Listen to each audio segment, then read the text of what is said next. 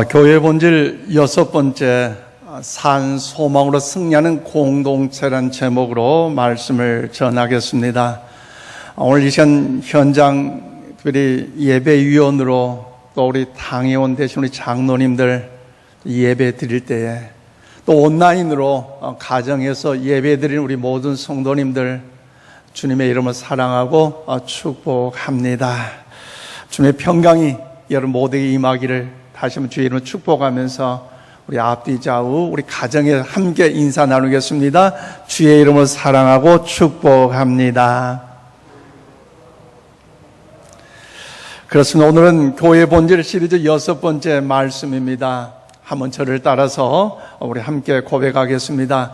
교회는 산 소망으로 승리하는 공동체입니다. 아멘이십니까? 그렇습니다. 교회는 건물이 아닙니다. 조직이 아닙니다. 어떤 제도도 아닙니다. 교회는 예수님을 나의 구주로 모인 여러분 고백하는 성도들의 모이며 여러분 그런 공동체라는 것이죠. 그러므로 예수님을 향한 어떤 고백이 필요합니까? 예수님은 나의 구원자이시다는 것, 그 주님께서 나의 죄를 십자가에 못 박여 죽으셨다는 것, 그리고 그 예수님께 다시 3일 만에 살아나셨다는 걸 믿는 그 믿음의 고백 가운데 세워졌다는 것이죠. 그러므로 그 믿음을 토대로 교회가 세워졌으며 그 믿음을 갖고 있기 때문에 우리는요 소망을 품을 수가 있는 줄로 믿습니다. 따라서 소망을 갖고 있다는 것은 어떤 믿음이나 어떤 확신이 있다는 것입니다. 그래서 우리 교회 안에서 자주 사용되는 여러 가지 용어를 보면요, 생명이라는 것, 믿음이라는 것, 은혜라는 것, 소망이라는 것, 비전이라는 것, 여러분 부활이라는 것, 우리 예수님의 이 재림이란 이런 단어를 사용한 것 볼 때마다 여러분 미래지향적이며 소망을 품고 있는 용어들을 우리 교회는요 사용하고 있다는 것입니다.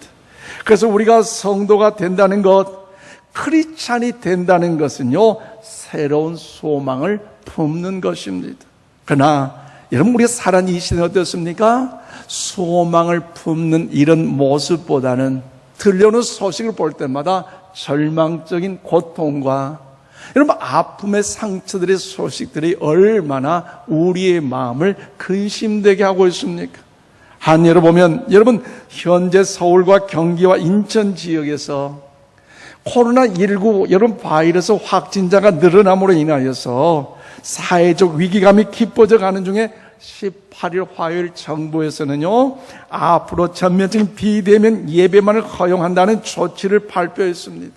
여러분 이 같은 발표가 있기까지는 일부 교회들과 기독교인들의 비상식적인 행동이 그들의 위기만이 아닌 전 사회적 위기를 가져오게 될 수밖에 없다는 거죠. 그래서 오늘 우리 현장 이 예배에서 예배위원만 예배를 드리기 때문에 정부에서도 아침에 다녀갔어요. 그래서 뭔가 또 나이 드신 분들이 온라인으로 예배들이 어렵지만 또 참여하려고 왔는데 들어갈 수 없다는 것, 마음 아픈 모습으로 집으로 돌아갔다, 이런 이야기를 드릴 때마다 얼마나 가슴 아픈 일이겠습니까?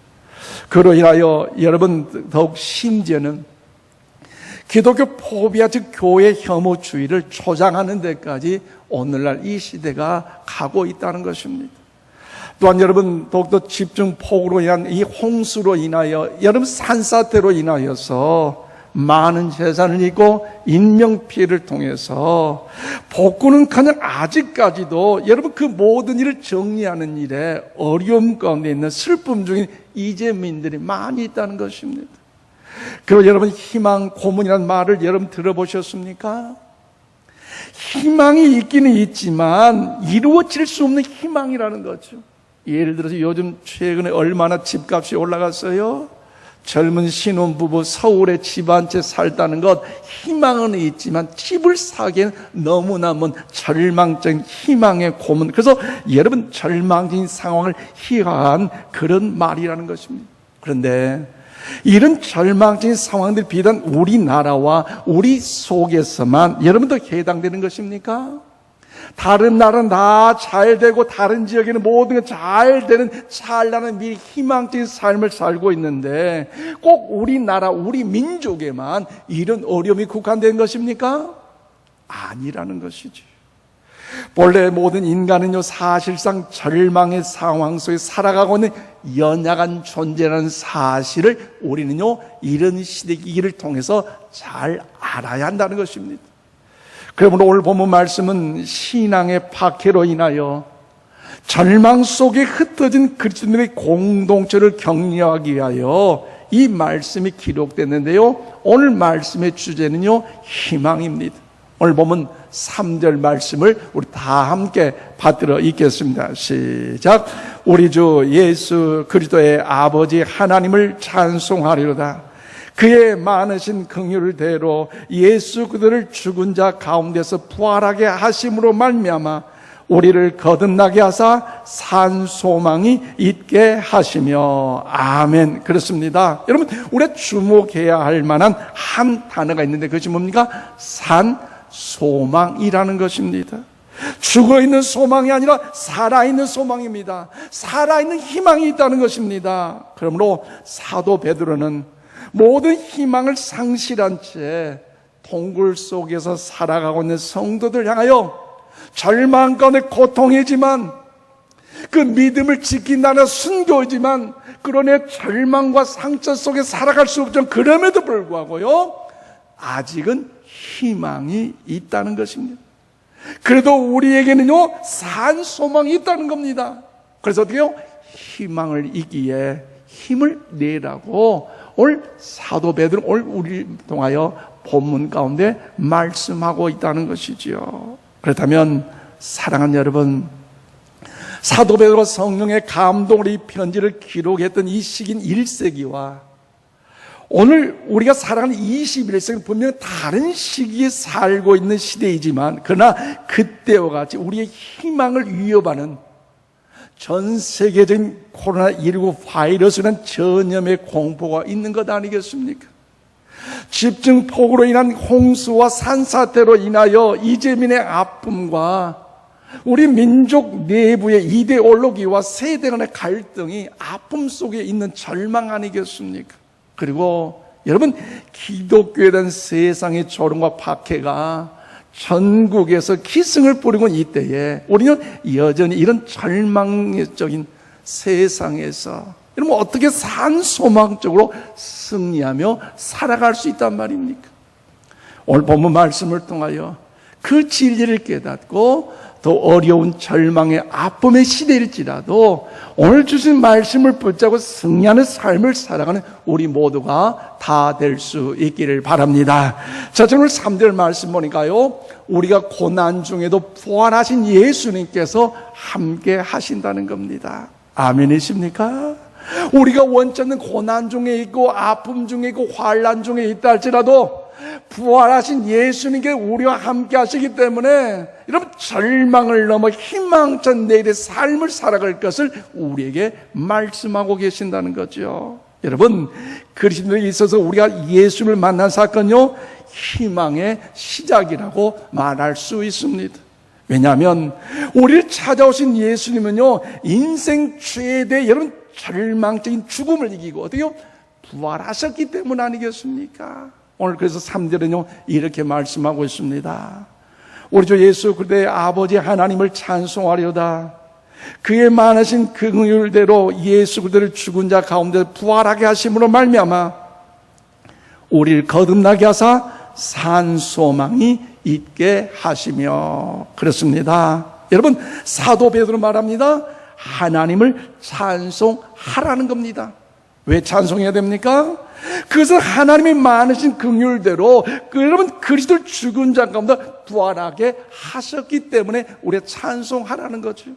또한 하나님께 독생한 예수 그리스도를 이 땅에 보내주셔서 우리가 예수를 믿음으로 거듭나게 하셨고 하나님의 자녀가 되는 권세를 갖게 하셨기 때문에 이것이 바로 산 소망이 있게 하셨다라고 오늘 베드로는요 우리에게 말씀하고 있습니다.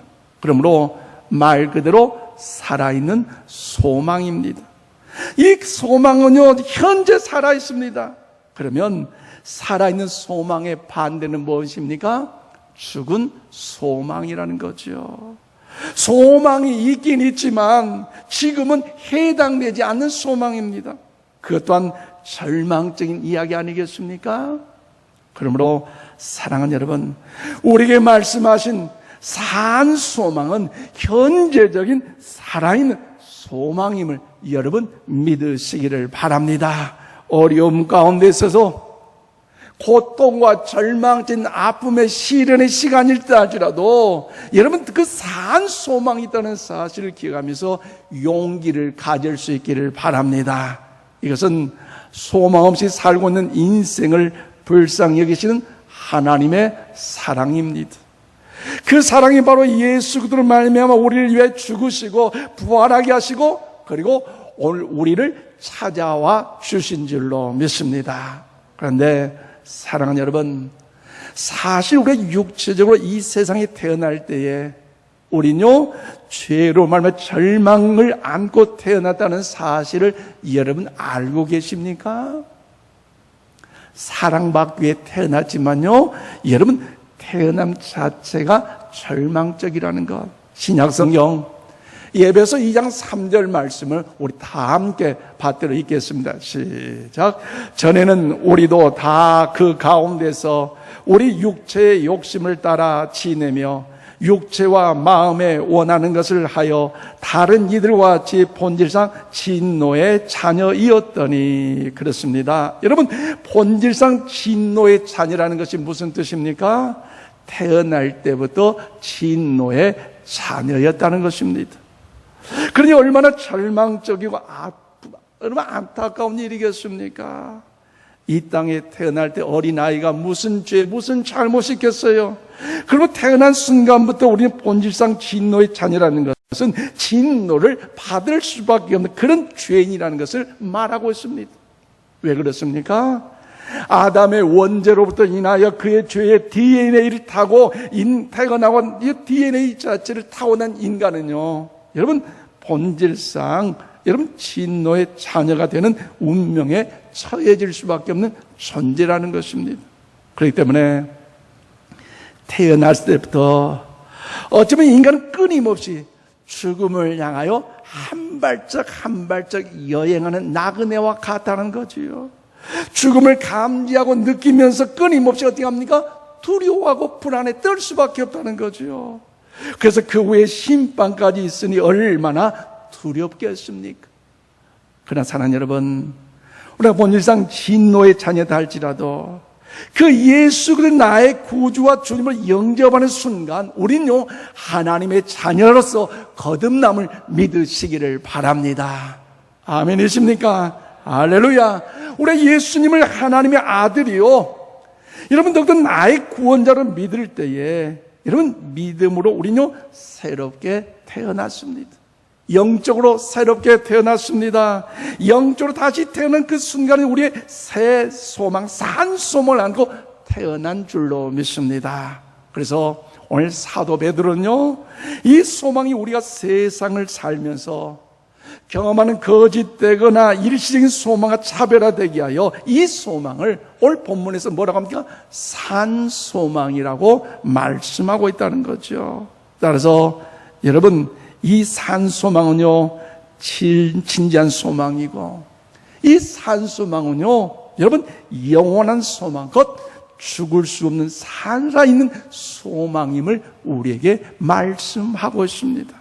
그러므로 사랑하는 여러분, 오늘 저와 여러분 신약성은 누가복음 24장 13절 이하에 등장하는 엠마오의 제자들이 경험했던 그 부활의 예수님을 만날 수 있기를 주님의 이름으로 축복합니다.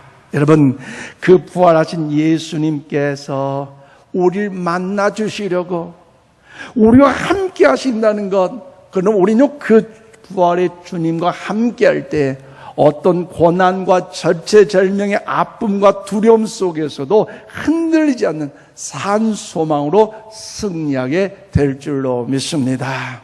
또한 우리가 이런 산 소망으로 승리하여 코로나19 바이러스로 인하여서 혹시 전염되지 않을까, 힘들어하는 우리 이웃과 많은 사람들에게 더불어서 더욱더 나누고 살기를 결심한다면, 여러분, 우리 모두는요, 이 아침 부활하신 그 주님께서 하신 말씀을 기억해야 한다는 것이죠. 신약성경 마태복음 28장 여러분 20절 말씀을 우리 다 함께 받들어 읽겠습니다. 시작. 내가 너희에게 분부한 모든 것을 가르쳐 지키게 하라.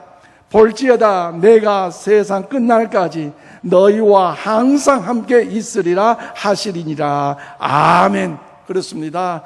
죽음에서, 사망 권세에서 부활하신 예수님께서 오늘 저와 여러분과 친히 함께하여 주심을 믿으시기를 바랍니다.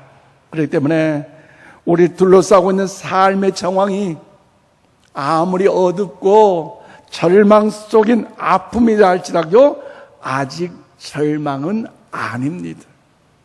우리는 산소망으로 승리하며 살아가야 할 충분한 이유가 있습니다. 왜 그렇습니까? 예수님께서 다시 사셨기 때문입니다. 그 예수님께서 부활하셔서 저와 여러분과 친히 함께하고 계시기 때문에 아직은 우리가 절망할 때가 아니라는 것이지요. 그러므로 사랑하는 여러분, 부활하셔서 우리와 함께하신 그 예수님을 찬양하시기를 바랍니다.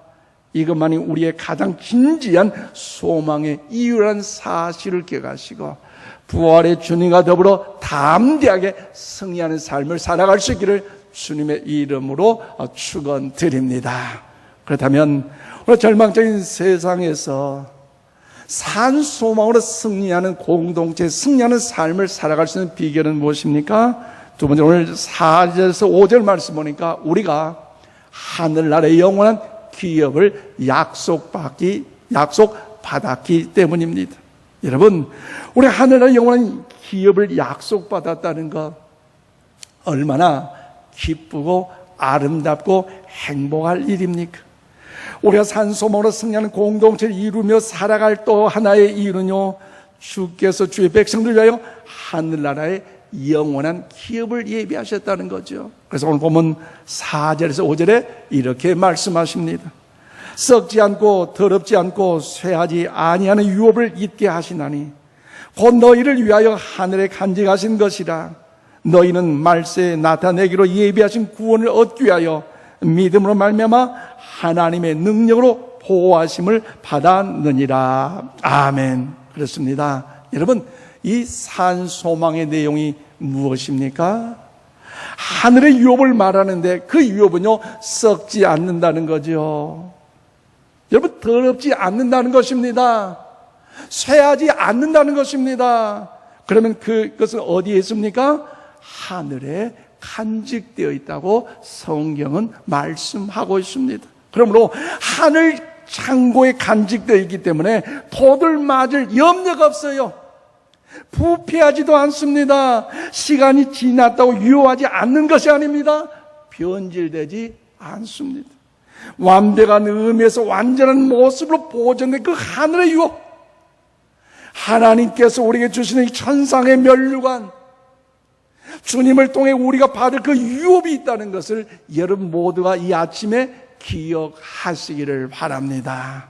또한 이 영원한 하나님 나라에서 햇빛보다 찬란한 그곳에서 다시 곡하는 것이나 애통하는 것이나 사망의 한 슬픔이 없는 그곳에서 주님과 함께 세세 묵는 왕노릇 바로 그곳에서 우리가 받게 될 그 천국에서 소망이 있다는 것이지요. 수정 같은 유리바다에서 찬란한 하늘과 땅의 영광을 보고 그리고 우리가 누리게 될 그 참된 소망, 그것을 위하여 예비하신 구원을 우리에게 주신다고 주님 오늘 아침 우리에게 친히 말씀하고 계십니다. 그리고 그것을 위해서 믿음으로 인하여 하나님의 능력으로 우리들을 보호해 주실 것을 말씀하고 있다는 것이죠. 여러분, 왜 하나님의 능력으로 우리를 보호하십니까? 그것은요, 하나님의 자녀이기 때문이라는 거죠. 하나님의 거룩한 아들, 하나님의 거룩한 딸, 우리 모두가 하나님의 자녀이기 때문에 여러분 그로 인하여 저 천국에 들어가야 될 그것을 우리들이 받아 누려야 되기 때문에 우리에게 이 땅에서 하나님요 지키시고 반드시 보호하신다는 것을 하나님 우리에게 말씀으로 약속하셨어요. 그러므로 사는 여러분, 우리는 하나님의 자녀임을 믿으시기를 바랍니다.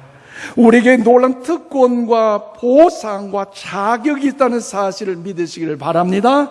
그렇기 때문에 우리 모두에게는요, 하나님에게서 주시는, 지켜주시는, 보호해주시는, 승리케 하시는 그런 능력이 있다는 사실을 기억하시고, 오늘 어렵고 혼란스럽고 답답한 세상을 우리 살아간다 할지라도 다시 한번 그 부활의 주님을 통하여 용기를 가질 수 있기를 바랍니다. 힘을 내시기를 바랍니다.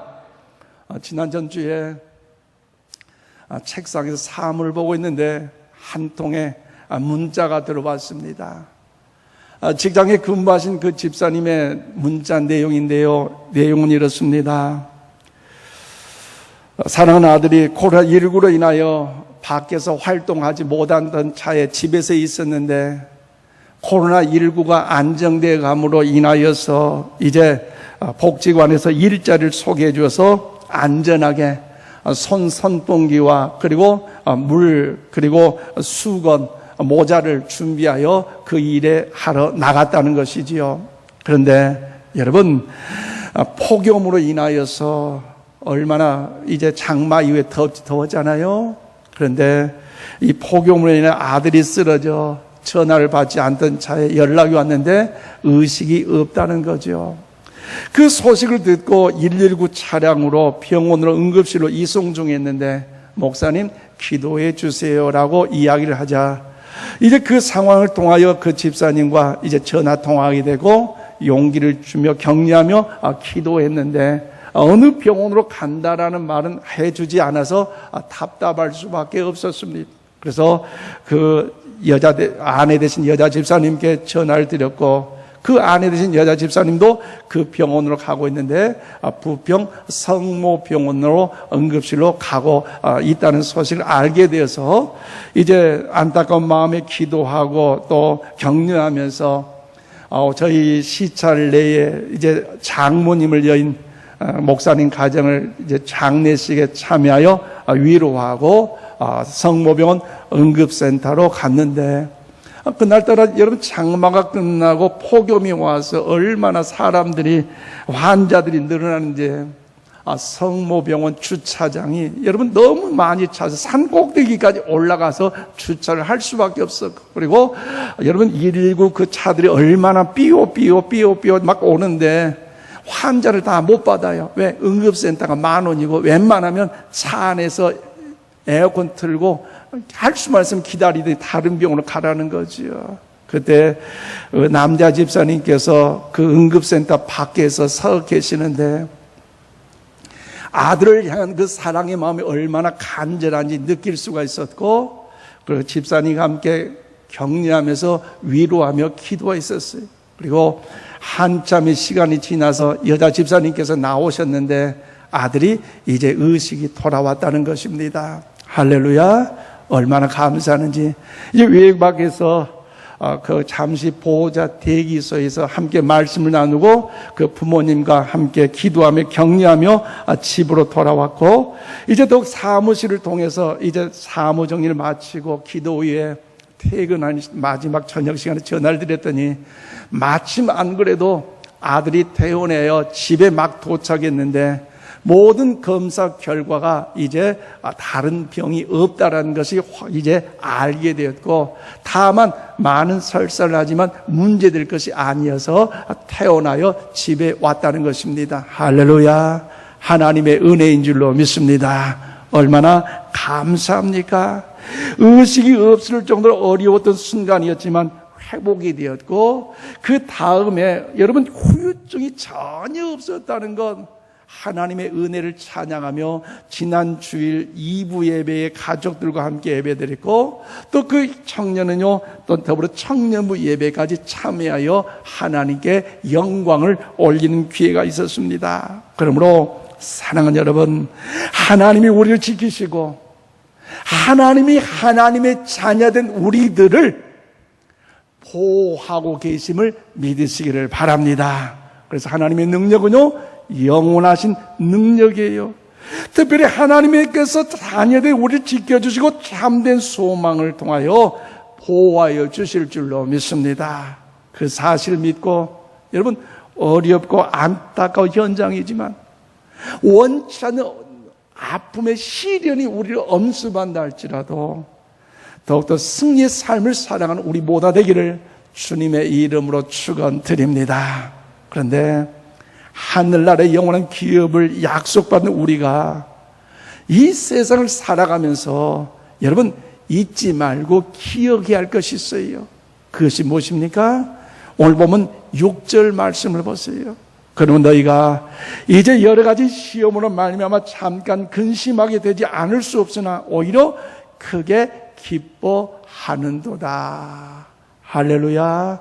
믿으십니까? 여러분, 이 6절 말씀은 어떤 단어가 눈에 갔냐면 잠깐 근심한다는 이 자체라는 거죠. 이것은 우리의 삶 속에서 여러 가지 시험과 연단이 있지만 어때요? 잠깐만 근심하게 된다는 것을 우리에게 알려주고 있어요. 그 근심이, 그 고난이, 그 절망이, 그 아픔이 오랫도록 영원토록 지속되는 것이 아니라 잠시 잠깐이라는 것입니다. 그러므로 우리에게는 살아있는 여러분 소망이 분명히 있지만 이 소망이 여러분 이루어지기 전까지는요 우리는요 기다리고 인내해야 한다는 것이죠. 때론 이해할 수 없는 시련이 있고 환난이 다가올 수 있습니다. 그래서 왜 이렇게 기도 응답이 더딜까 하면 낙심할 수도 있지만 여러분 포기하지 말고 기다리시기를 바랍니다. 그러므로 사랑하는 여러분, 우리가 잠깐 근심하게 되지 않을 수 없으나 마침내 기뻐할 수 있는 커다란 기쁨의 이유가 있다는 거죠. 그것이 무엇입니까? 오늘 보면 7절 말씀을 우리 다 함께 받들이겠습니다. 7절입니다. 시작. 너희 믿음의 확실함은 불로 연단하여도 없어질 금보다 더 귀하여 예수 그리스도께서 나타나실 때에 칭찬과 영광과 존귀를 얻게 할 것이니라. 아멘. 여러분 믿으십니까? 믿으시기를 바랍니다. 여기서 사용된 믿음의 확실함 이 단어는요 우리 이전에 사용했던 개역 성경에 보면요 믿음의 시련이라는 말로 여러분 번역하고 있어요. 그러므로 성도들에게 있어서 모든 종류의 시험은 결국 무엇입니까? 그것은 믿음의 시련이라는 것입니다. 이것은 우리의 믿음을 강화하게 주님께서 허용한 시련이라는 거죠. 그렇기 때문에 어떤 종류의 시험이든지 내가 이 시험을 더욱더 하나님의 자녀답게 크리스찬답게 여러분 통과한다면 반드시 우리는요 믿음의 유업이 있는 줄로 믿습니다. 어떤 유익입니까? 이것은 주님 앞에 서는 날 내가 칭찬을 받을 자로 영광스러운 자로 우리의 각자 믿음이 인정받는 거 아니에요? 그래, 인생의 삶의 여정이 나그네 여정 속에서 너 믿음 생활 잘했구나, 참 잘했다, 주님 앞에 하나님 앞에 인정받는다는 건 얼마나 귀하고도 아름다운 일입니까? 더 나아가서 주님 앞에 서는 날 하나님 앞에 존귀한 자로서 마침내 우리의 인격이 변화되고 우리의 삶이 새로워지고 영광스러워져서 예수 그리스도를 닮아가는 거룩한 자로 세워지고 변화된다는 사실, 이건 얼마나 감사합니까? 이것이 바로 믿음의 유익이라는 거죠. 그런데 사랑하는 여러분, 하나님의 아들이며 하나님의 딸인 오늘 우리의 믿음의 현 주소는 어떻습니까? 최근 서울 성북구 사랑 제1교회 옆에 있는 음식점에 붙어있는 글을 사진으로 여러분을 보여드릴 텐데요, 화면을 보시길 바랍니다. 글은 이렇게 써져 있습니다. 교회 다니는 사람 당분간 안 받습니다. 죄송합니다. 여러분, 이 사진을 보고 이 글을 읽는 여러분은 과연 어떤 생각이 드십니까? 우리는 예수님을 믿음으로 하나님의 아들이다, 하나님의 딸이다 하면서도 입으로만 살아지 진정 삶으로 하나님의 자녀다운 모습을 보이지 않는 연약한 모습의 한 현장의 모습을 여러분 소개하고 있는 거 아니겠습니까? 하나님의 아들, 하나님의 딸이라면 하나님의 자녀답게 살아야 되는데 거룩하게 살지 못해서 세상에서 소금과 빛이 되지 못하게 살아서 우리의 잘못의 책임의 한 부분을 오늘 우리에게 보여지고 있는 것 아니겠습니까? 말씀했습니다. 존경하는 인천신과 가족 여러분, 교회는 산소망으로 승리하는 공동체인 줄로 믿습니다. 어떤 산소망입니까? 살아있는 산소망입니다. 여러분의 그 살아있는 산소망으로 충만할 수 있기를 바랍니다. 1세기 그리스도인이 도처에서 핍박을 받으면서 절망과 당시의 세상을 이긴 비밀이 바로 이런 하나님의 능력 때문입니다. 21세기 세상도 동일한 산소망, 그 능력이 오늘 우리에게 필요하지 않겠습니까?